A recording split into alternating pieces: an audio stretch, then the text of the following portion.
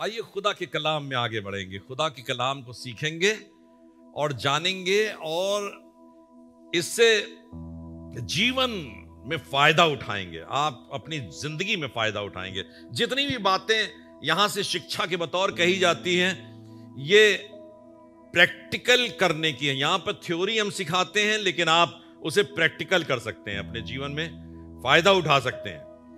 लाभ की चीजें हैं, ये हमारे लाभ की चीजें हैं। कहिए हमारे लाभ की हैं, हमारे लाभ की हैं। खुदा ने एक बात अपने कलाम में कही, मत्ती रचित सुसमाचार 6 अध्याय 26वें पद के अंदर। देखिए क्या लिखा है। फिर से बड़ी छोटी सी बात को उठा रहा हूं, और इसलिए मैं तुमसे कहता हूं कि अपने प्राण के लिए यह चिंता ना करना। हम लोग जितनी फैसिलिटीज चाहते हैं वो अपने प्राण के लिए चाहते हैं। अपनी जान, मेरी जान सुरक्षित रहे भाई, ये जान ना चली जाए। कभी डॉक्टर कह देता है ऐसी बीमारी हो गई, अब जान चली जाएगी, तो पसीने छूट जाते हैं अपने भी और घर वालों के भी। क्या क्या हो गया? अभी कल ही सूचना मिली, हम लोग को 2 डेथ हो गई। बहुत दिनों से लोग तड़प रहे थे बीमारी के अंदर और जाते रहे इस दुनिया से। तो जब ऐसी बीमारियां किसी को घर कर जाती हैं तो कहते क्या होगा? क्या जान दे देंगे? क्या मर जाएंगे?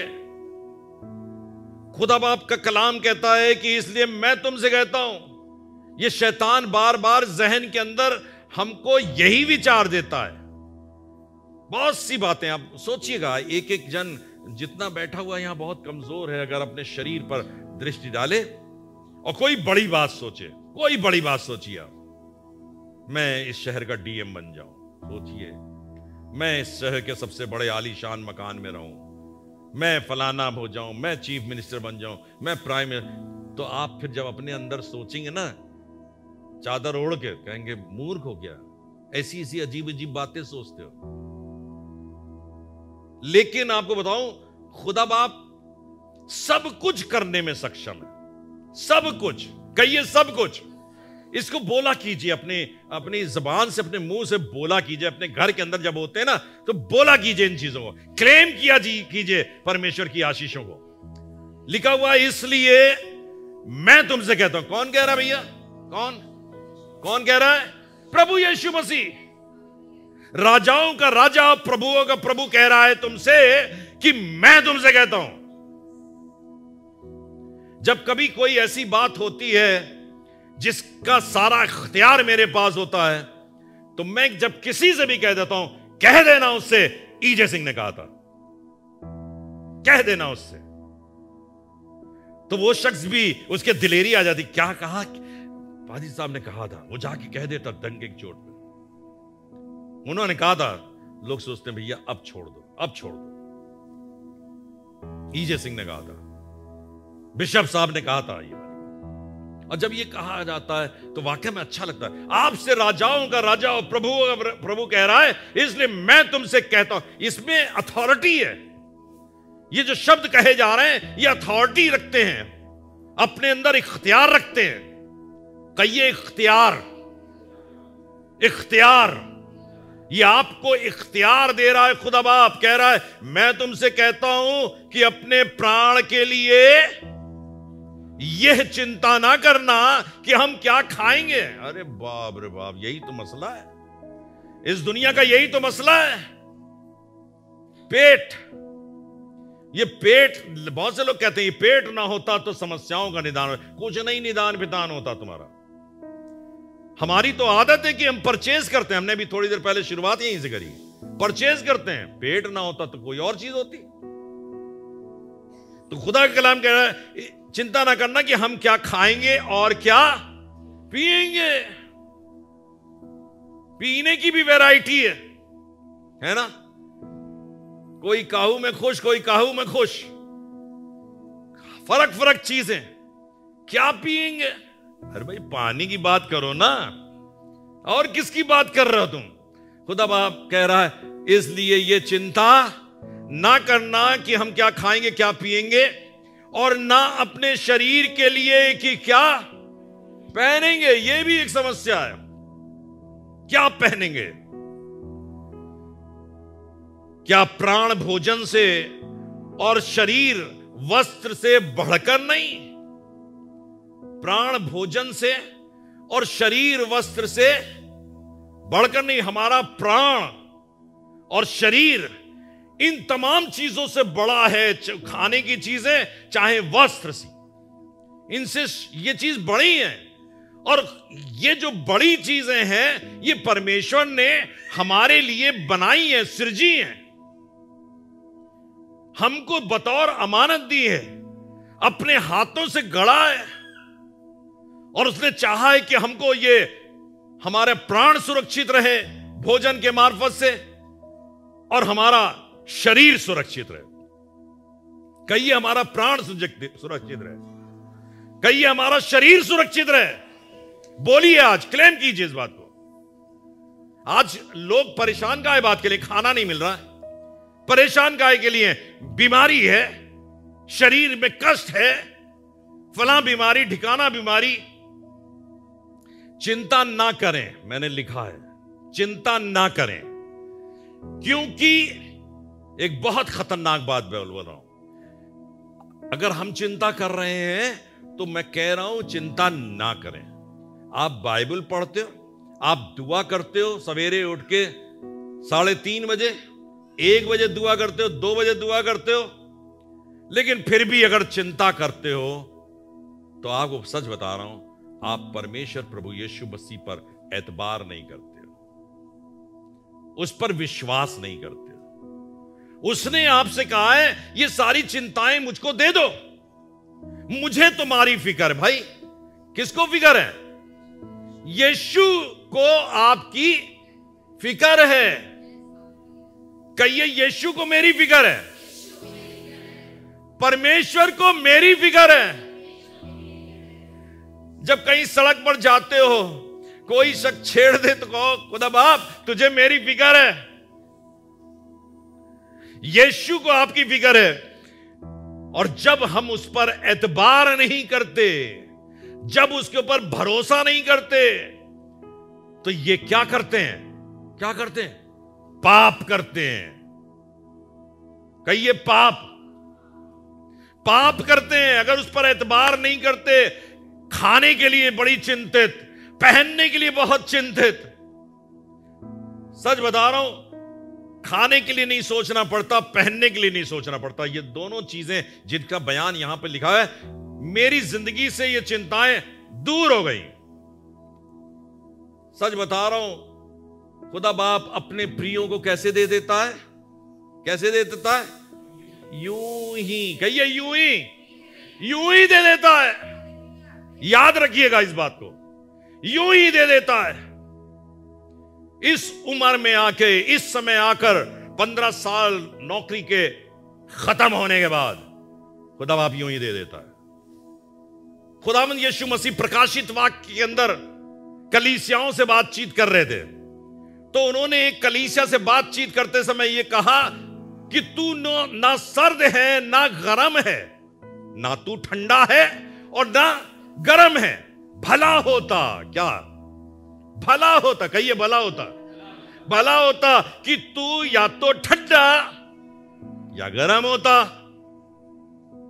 क्योंकि तू ना ठंडा है ना गर्म। अब जरा सोचिएगा, अब यहां बड़े खतरनाक बात, क्योंकि तू ठंडा है ना गर्म है। आप सोचिए, कितने हैं आप गर्म? कितने आप गर्म है भाई? क्योंकि तू ठंडा है और ना गर्म है, इसलिए मैं तुझे अपने मुंह से उगलने पर हूं। खतरनाक बात है ये। खुदा बाप नहीं चाहता। आज जो मैं विश्वास की बात आपको बता रहा हूं, जितने लोग आप यहां सुन रहे हो, जितने जूम पर सुन रहे हैं, सुन लीजिए इस बात को बहुत अच्छी तरीके से। यीशु पर कामिल एतबार रखिए। यीशु मसीह ने 6 अध्याय के 25वें पद में कहा, इसलिए तुम क्यों चिंता करते हो? क्यों चिंता करते हो भाई? बहुत मसले हैं, बहुत। अरे तुमने बहुत से मसले अपने लिए पैदा कर लिए, बहुत से मसले पैदा किए, बहुत सी चिंताएं पैदा की, और फिर कह रहे हो चिंतित हैं, चिंतित हैं। आप लोग बहुत सी बातों को जब हमसे बयान करते हो, बहुत सी चीजों को चिंतित हैं, परेशानी है। तो हम भी सोचते हैं कि यार ये मिली कहां से इनको। हम बहुत परेशान हो जाते हैं कि मिली कैसे इनको।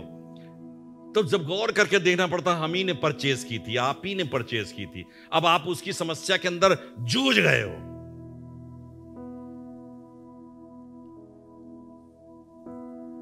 चिंता ना करें। क्या ना करें? चिंता ना करें। दूसरी बात इसी के ताल्लुक से मैं बताऊं, ये एक ऐसी सोच है जिसका कोई भविष्य है ही नहीं। चिंता का क्या भविष्य है बताइए? चिंता की कोई भी सीमा नहीं होती। कहिए, चिंता की कोई सीमा नहीं होती। अगर आप चिंता कर रहे हो तो चिंता करते करते मर जाओगे और कुछ नहीं होगा। मर जाओगे बस। आप बता रहा हूं, जितने लोग सुन रहे हो और आप जिंदगी के अंदर बहुत चिंता कर रहे होगे और इसीलिए चेहरे की रंगत उड़ी रहती है। क्या करें भाई? चिंता मत करो, इसका कोई भविष्य नहीं है भाई। आपका भविष्य है, इसका कोई भविष्य नहीं है। इसके लिए, भविष्य के लिए परमेश्वर ने कुछ नहीं कहा कि इसकी मैं ताजपोशी करूंगा, चिंता की एक दिन ताजपोशी करूंगा। इसका कोई भविष्य नहीं होता। तीसरी बात मैंने लिखी है, दूसरों के और कल के बोझ को खरीदना। चिंता करके हम क्या करते हैं? दूसरे के बोझ को। बहुत से लोग, काजी जी दुबले क्यों? काजी जी दुबले क्यों? शहर के अंदेशे में, शहर में अब तूफान आने वाला है, अमेरिकन आने वाला है और बड़ी सत्यानाशी हो रही है, तरह पता नहीं क्या हो रहा है। अरे भाई, हमको भी पता है बर्बादी होगी, लेकिन परमेश्वर ने बर्बादी का अंत भी ठहराया है और उसने बताया, मैं आ रहा हूं, शीघ्र आ रहा हूं, मैं राज्य करने के लिए आ रहा हूं, तुमको नाश करने के लिए थोड़ी ना। दूसरों के और कल के बोझ को खरीदना। कहिए, कल के बोझ को। आज के खाने की चिंता करो तो करो, लेकिन कल की भी चिंता, परसों की चिंता। आज बैंक बैलेंसेस असल में बड़े इसीलिए हो रहे हैं क्योंकि कल की चिंता है। हमें आज की चिंता नहीं है। दूसरों के, एक तो दूसरे का बोझ उठा लो। दूसरे के बोझ उठाना बुरी बात नहीं, मैं ये नहीं कह रहा हूं बुरी बात है, लेकिन दूसरे के बोझ के सबब से इतने चिंतित कि आपकी नींद खराब हो गई। अब आपको नींद ही नहीं आ रही है। चिंता करो, लेकिन अपनी नींद खराब मत करो। दूसरों की और कल के बोझ को। एक आयत है परमेश्वर का, आज के लिए आज ही का दुख बहुत है। लिखा ना, आज के लिए आज ही का दुख बहुत है। कल की चिंता क्यों करते हो? कल अपने आप अपनी चिंता, कल अपने आप अपनी चिंता कर लेगा भाई। हम कल की बहुत चिंता करते हैं, कल क्या होगा। मुझे नहीं मालूम कि इस कलाम का आपकी जिंदगी के पर क्या असर होने जा रहा है, मैं इसकी चिंता में व्यथित हो जाऊं, नहीं, मुझे मालूम है इसका असर बहुत अच्छा होगा। अगर मैं निराश होकर परमेश्वर के वचन को सुनाऊं तो आप भी कहोगे, भैया टूट गए, बर्बाद हो गए, पहले तो बहुत अच्छे थे, चर्च जाके तो और टूट गए। तो चर्च में जाने से आपको उत्साह मिलना चाहिए ना। तो दूसरों के और कल के बोझ को, कल कहिए, कल के बोझ को, टुमारो कहिए, टुमारो, जो कल आने वाला है उसकी वजह से आज क्यों दुबले हुए जा रहे भाई? कल आएगा जो आएगा, बताइए हम क्या कर लेंगे? हैं? हम क्या कर लेंगे बताइए? कोरोना आया, कोरोना डेल्टा आया, तो जीका आया, तो फलाना भाई आया। अगर हम बीमार पड़ गए तो हमने उसकी दवाई कही, ठीक हो गए, खुदा बाप से दुआ। अब उसके लिए चिंता क्यों करें भाई? लोग बहुत चिंतित हैं। कल मेरी अपने बिशप साहब से बातचीत हो रही थी, उन्होंने भी कहा चिंता ना करो। मुझे समझ में आया, ये इसका नाम है आज का, चिंता ना करो बेटा, सब ठीक होगा। अरे जो काम मैं 55 साल से करता चला आया, परमेश्वर की सेविकाई करता चला है, ये अमेरिकन कहता है सेविकाई मत करो, बंद कर दो, मैं तो ऐसे ही मर जाऊंगा। 55 साल से मैं कभी घर में नहीं बैठा एक दिन भी, मैं खुदा की खिदमत करता रहा हूं, अब कह रहे हो बुढ़ापे में आकर कि घर में बैठो। ये घर का बैठना मेरे लिए सजा है, मैं इसको बर्दाश्त नहीं कर पाऊंगा। इसलिए मैंने अपने बच्चों से कह दिया, बेटा मैं तो सेवा करूंगा, मरना तुम्हारे पास भी है। इस घर में भी रह के मरूंगा और बाहर निकल के भी मरूंगा। तो मरना है तो परमेश्वर की सेवा में मरो, परमेश्वर की सेवा करके मरो। कौन है जो यहां पर कहे, जो देसी घी खाता हो, कि मैं नहीं मरूंगा, मैंने अपनी उम्र बहुत बढ़वा ली है। उम्र का बढ़ाने वाला वो है, उस पर विश्वास करो, बढ़ जाएगी, वो बढ़ाएगा, लेकिन तुम्हारे देसी घी खाने से नहीं बढ़ेगा। दूसरों के और कल के बोझ को उठाना। एक कलाम की बात लिखी है, एक की आंख में लट्ठा था, एक की आंख में लट्ठा था, बगल वाले की आंख से कह रहा मैं ला तेरा तिनका निकाल दूं। बेवकूफ, अपना लट्ठा निकाल ले तब तू बगल वाले की आंख का तिनका निकाल पाएगा। अपना लट्ठा नहीं दिखाई पड़ रहा, हमको और आपको अपना लट्ठा नहीं दिखाई पड़ रहा, इसलिए हम दूसरों के खुद उसी पाप में मुब्तला, खुद उसी गुनाह के अंदर पड़े हुए हैं और दूसरों से कह रहे हैं ये मत करना, झूठ मत बोलना, दिन भर खुद झूठ बोलते। मैं आज इस बात को इसलिए कह रहा हूं कि खुदा ने मुझे ये वाली बातें सिखाई हैं, बताई हैं। चौथी बात मैंने लिखी है, ये ऐसा बोझ है जो असमय, बोलिए असमय, मार देता है। समय नहीं था मरने का, बेकार मर गए। ये ऐसा बोझ है, क्या कौन सा बोझ? चिंता। कहिए चिंता। ये ऐसा बोझ है जो बेवक्त मारता है, बेवक्त। बहुत से लोग बेवक्त एक्सीडेंट के शिकार हो जाते, कहते असमय मर गया, अभी वक्त नहीं था उसका, मर गया। ये बेसमय मार देता है, चिंता। बताऊं खुदा के कलाम से, खुदा के कलाम में एक जगह का जिक्र है। एक शख्स था जिसके खेत में बड़ी फसल हुई, उसके खेत में बड़ी फसल हुई। उसने फसल काटी और अपनी बखारियों को तोड़कर नया बनाया और उसमें अपना सारा अनाज भर दिया और बिस्तर पर लेट कर क्या कह रहा है? आए मेरी जान, खा पी और चैन से रहे, तेरे पास वर्षों के लिए, बहुत समय के लिए नहीं, वर्षों के लिए, वर्षों के लिए मुहैया है। खुदा बाप की आवाज आई, बेवकूफ कौन सी बात कर रहा तू? कल की, परसों की, अगले साल की, वर्षों के लिए। सच बता रहा हूं, खुदा का कलाम कहता आज ही, आज ही अगर तेरी जान तुझसे तलब कर ली जाए तो ये सब कुछ किसका? चिंता, बहुत चिंता है, बहुत चिंता कर रहे हैं, असमय, बेकार में चिंता करके मर गया वो उस दिन, जान गंवा दी।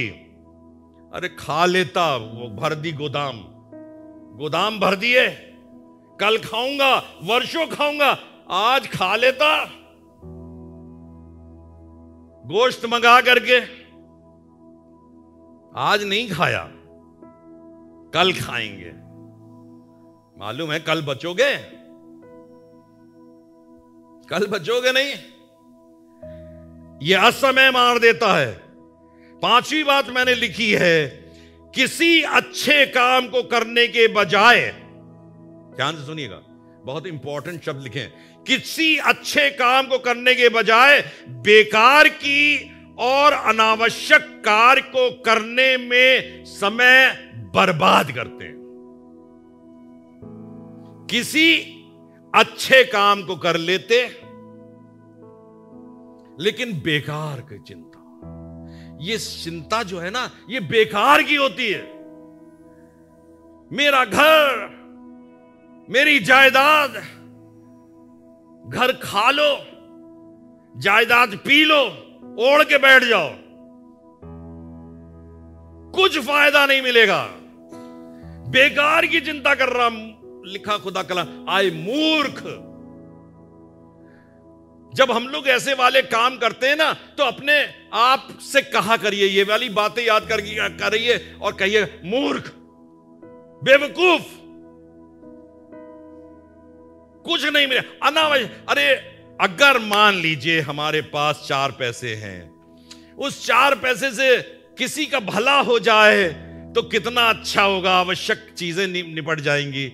लेकिन तुमने अनावश्यक काम किए, आवश्यक काम नहीं किए, और बेकार में अपने समय को क्या करते हैं, बर्बाद कर देते हैं। दिन में शाम को बैठकर थोड़ा कैलकुलेशन कर लिया कीजिए घर में बैठ के। जब रात में बिस्तर पे लेटने लगते ना, मैं सबसे कह रहा हूं, अपने आप से भी कह रहा हूं, रात में बैठ के थोड़ा कैलकुलेशन करो। सवेरे उठे थे, क्या क्या किया, कितने अच्छे काम किए, सारे बर्बादी के काम। जब खुदा बाप कैलकुलेट करके तुमको शाम को कैलकुलेशन का जोड़ बताए, बेटा तुमने सवा सत्यानाश बर्बाद कमा लिया इतने दिन, सवेरे से शाम तक चिंता चिंता चिंता। क्या मैं नहीं हूं? कभी कभी बाप क्या बेटे से नहीं कहता, क्या मैं नहीं हूं, मैं मर गया था क्या, मैं तो हूं ना। छठी बात मैंने लिखी है, ये अपराजित परमेश्वर पर हमारे विश्वास, शांति और भरोसे को चुराता है। अपराजित, कहिए अपराजित परमेश्वर, अपराजित परमेश्वर जो नहीं हारता, पराजय है ही नहीं उसकी, है ही नहीं हारता, उसमें हार है ही नहीं। वो अपराजित परमेश्वर पर हमारे विश्वास, शांति और भरोसे को क्या चुरा लेता है। क्या चीज चुराती है? चिंता। चिंता करते हैं तो हमारा परमेश्वर जो जयवंत परमेश्वर है, सर्वशक्तिमान, सारी चीजों को अपने इख्तियार, ये तक लिखा है ये राज्य कायम करता। क्या मैं ही नहीं राजा को बैठाता और राजा को गद्दी पे से उतार देता हूं? मैंने फिरौन को बैठाया और मैंने हटा दिया, दाऊद को बैठाया और फिर हटा दिया, सुलेमान को बैठाया और हरा दिया, रोबियाम को बैठाया और हटा दिया। क्या मैं ही नहीं करता? अब पराजित परमेश्वर पर भरोसा हम रखें। सारी जमायत, सारी मसीही कौम और जितने इस कलाम को सुन रहे हैं, मैं सबसे कहना चाहता हूं, यीशु पर ला ईमान लोग धर्मी बन जाते हैं। यीशु पर विश्वास करो। सातवीं बात लिखी है, ये दूसरों के लिए ठोकर का कारण होता है। देखिए ये तो बहुत खतरनाक है। ठोकर का लगना तो लाजिम है, कलाम कहता है ठोकरों का लगना तो अवश्य है, लेकिन हाय उस पर जिसके कारण ठोकर भला होता कि उसके गले में चक्की का पाट लटकाया जाता और समुंदर की गहरी था में छोड़ दिया जाता। खतरनाक कलाम है, खतरनाक बात है। जब हम बहुत चिंता करते और खुदा पर विश्वास नहीं करते, खुदा पर ईमान नहीं रखते, तो लिखा है ये दूसरों के लिए ठोकर का कारण बना। दूसरे लोग कहेंगे, जब आप कहोगे ना हमारा यीशु ऐसा, हमारा यीशु ऐसा, हमारा यीशु ऐसा करता, कहते तुमको तो विश्वास नहीं, तुम तो कल ही गए थे माथा टेकने, तुम तो कल ही उसके ऊपर ऐसी बातें लगा रहे थे, तुम तो कल ही तुमने ही ऐसा काम किया था। तो दूसरे क्या करेंगे? ठोकर नहीं खाएंगे क्या? हम दूसरों से कहें गाली मत देना, गाली मत देना, और खूब गाली दें। हमारा प्रभु यीशु मसीह कहता गाली न देना, गाली न देना, और खूब गाली दे रहे हैं, तो क्या करेगा दूसरा वाला? क्या कहेगा? पागल है, पागल है, ये पागलपन की बात कर रहा। दूसरों से कहें, कुछ भी कहें कि चिंता ना करना, खाना मिलेगा, और खुद खूब चिंता ही कर करके परेशान है, तो क्या कहेगा? ये झूठ बोलने वाले लोग हैं। ये कैसे लोग हैं? झूठ बोलते हैं। दूसरों के लिए ठोकर का कहिए ठोकर का कारण। हम और आपके लिए ठोकर ना बन जाए लोगों के लिए, प्लीज। खूब दूसरों को शिक्षा दे, झूठ मत बोलो, दूसरों से चोरी मत करो, दूसरों से कहो मेरा यीशु प्यारा परमेश्वर, पवित्र परमेश्वर हमको पवित्र बनाता है, और जिंदगी की अपवित्रताई हमारी अंदर घुसी हुई है। सारी अपवित्रताई, सारी नजासत हमारे अंदर। गौर करके तो देखिए, जरा सोचिए तो। मैं बार बार अपनी चीजों को गौर करके देखता हूं, खुदा बाब ये अभी गलत है, मेरा ये गलत है, मुझे इसको ठीक करना, I have to do correct, मैं जो गलत कर। आप जब एक एक चीजों को नुक्तों पर गौर करोगे तो आप एक दिन यीशु मसीह की मानिंद बन जाओगे। यीशु की मानिंद, कहिए यीशु की मानिंद, यीशु की मानिंद बन जाओगे। 8वीं बात मैंने लिखी है, ये ऐसे चीजों के प्रति उत्तेजना उत्पन्न करता है, ये ऐसे चीजों के प्रति उत्तेजना उत्पन्न करता है कि ये कर लो, ये हासिल कर लो, ये कर लो, ये चिंता करके पहाड़ से कूद जाओ, ये पहाड़ पे चढ़ जाओ, ये सारा पैसा ऐसा करो, फलाने वाले फंड में लगा दो। ये ऐसी चीजों के प्रति उत्तेजना उत्पन्न करता है जो ना आज है ना कल होंगी। कहिए ना कल होंगी, होंगी नहीं।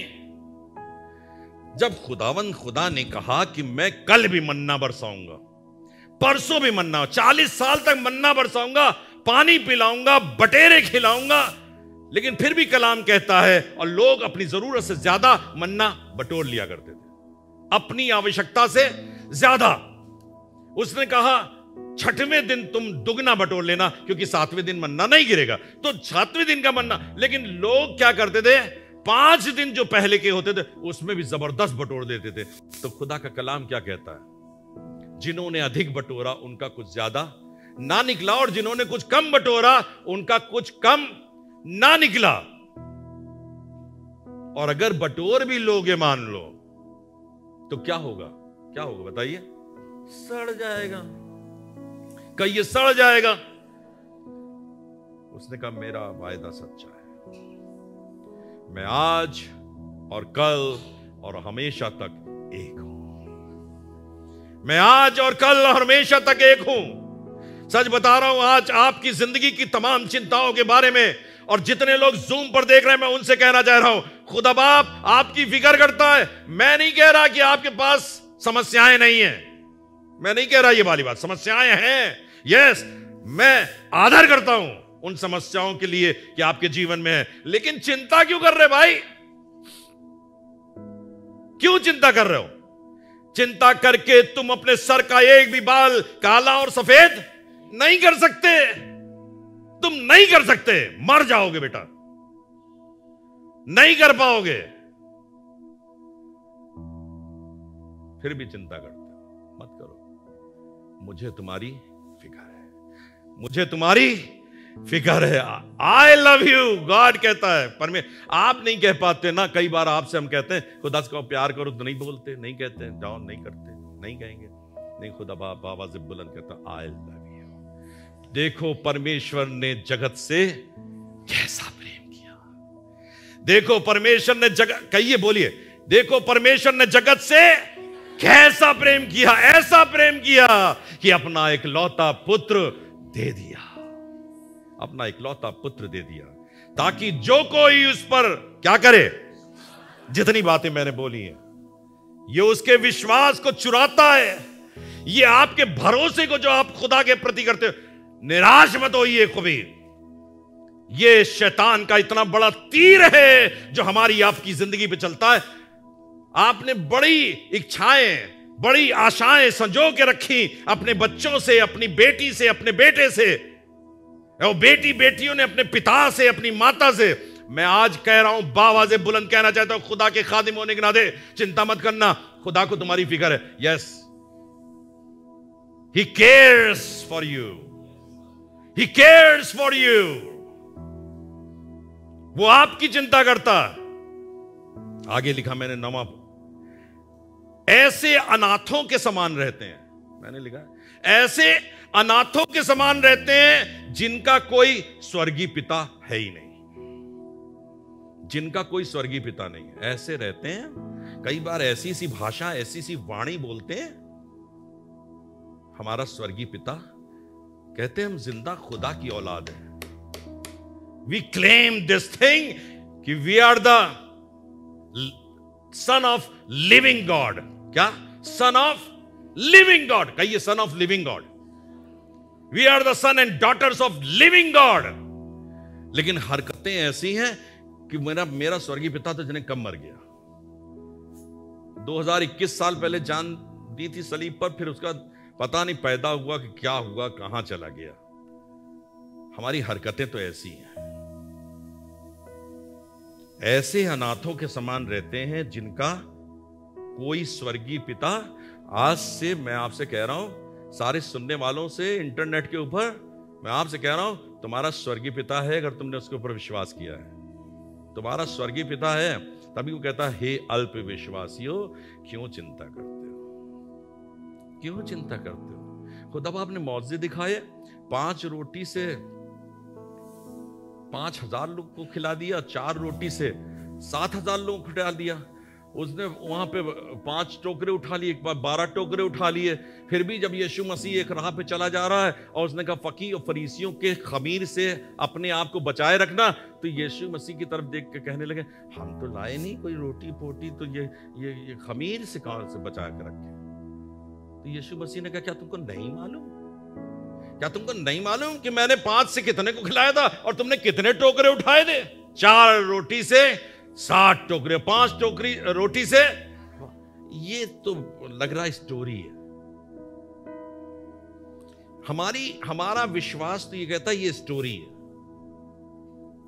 टोकरे ओकरे नहीं उठाए, तभी तो हमारे जीवन में भी काम नहीं होता। हमारे जीवन में काम इसीलिए नहीं होता क्योंकि हम इन बातों को स्टोरी समझकर अपने जीवन में रिसीव करते। नहीं, ये सच्ची बातें हैं जो खुदा ने की हैं।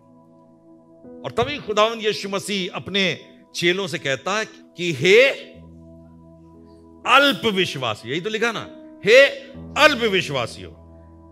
इसके 8 अध्याय के 26वें पद में क्या लिखा है? 8 अध्याय 26 पद को पढ़िए। उसने उनसे कहा, हे 8 अध्याय 26 पद, हाँ, उनसे कहा, हे अल्प विश्वासियों, बस क्यों डरते हो?